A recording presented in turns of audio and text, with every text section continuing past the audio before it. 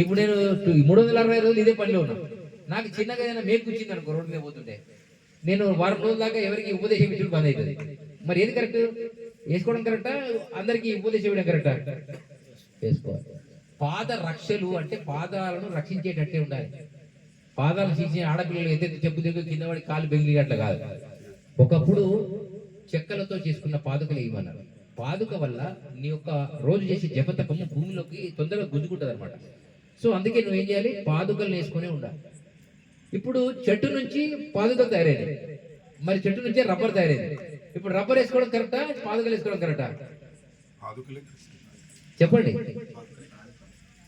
చెట్టు నుండి రబ్బర్ తయారైంది, పాదుకలు కూడా చెట్టుతోనే తయారైంది.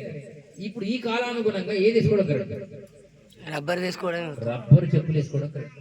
తోలు చెప్పులు కాదు. తోలు చెప్పుల వల్ల నీకు చనిపోయిన శవాన్ని వేసుకున్నట్టు.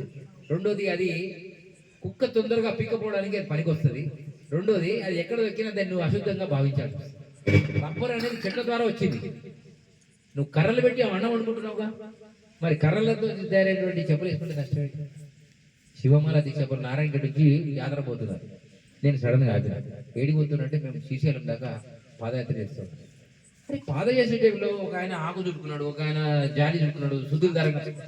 ఎందుకు ఈ కర్మ? ఎందుకు? పెద్ద పెద్ద స్వామీజీలే దొడ్డు దొడ్డు చెప్పులు వేసుకొని తిరుగుతున్నారు, మీకేం ప్రోగ్రాం అని. అంటే గురువులు మారాలి. ఇప్పుడు కార్డ్లెస్ వచ్చింది, ఒకప్పుడు ఇది ఉండేనా?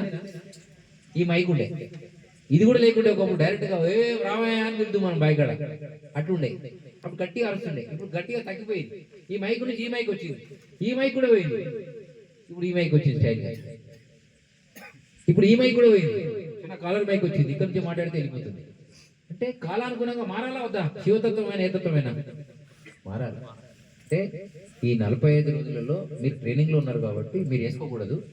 లేదు నా శరీరం సహకరించడం లేదు, నాకు షుగర్ ఉంది, నాకు బీపీ ఉంది, నేను నడవాలి, అట్లా ఉండాలి, ఎక్కుండాలంటే కొత్త చెప్పులు ఖచ్చితంగా వేసుకోవాలి. వేసుకొని ఆ యొక్క ప్రయాణాన్ని సమాప్తం చేయాలి. మధ్యలో దెబ్బ తాకిందని పడుకోవాలి. మొన్న ఆయన బాలకృష్ణ గురుస్వామి మీ ఊరి మీకు పోయాడు తెలుసా? ఆవును జాతీయ ప్రాణిగా ప్రకటించారు. కాశ్మీర్ నుంచి కన్యాకుమారి 5000 కిలోమీటర్లు పాదయాత్ర చేయాలి. 7 దిగుతున్నాడు. నీకు పిచ్చి పట్టిందని చెప్పి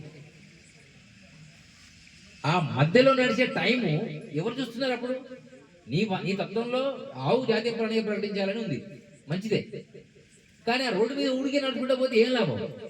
ఇట్లా చోటుకు పోరు రాగానే ఇక్కడ గంట టైం ఎక్కువ, ఆ నడిచే టైం గంట టైం ఇక్కడ ఇచ్చి 4 విషయాలు ఎక్కువ చెప్పి 4 గ్యాదరింగ్ చేయాలి. దానివల్ల మంచి జరుగుతుంది. ఆవే అప్పుడప్పుడు మధ్య మధ్యలో వ్యాన్ ఎక్కిస్తున్నాం. ఇది కూడా అలానే ఉంటుంది. అంటే మనం కొంచెం సిస్టంలో మార్పు చేయాలని అన్నట్టు. నేను కూడా వచ్చిన హైదరాబాద్ నుంచి వచ్చి ఆయన చెప్పారు.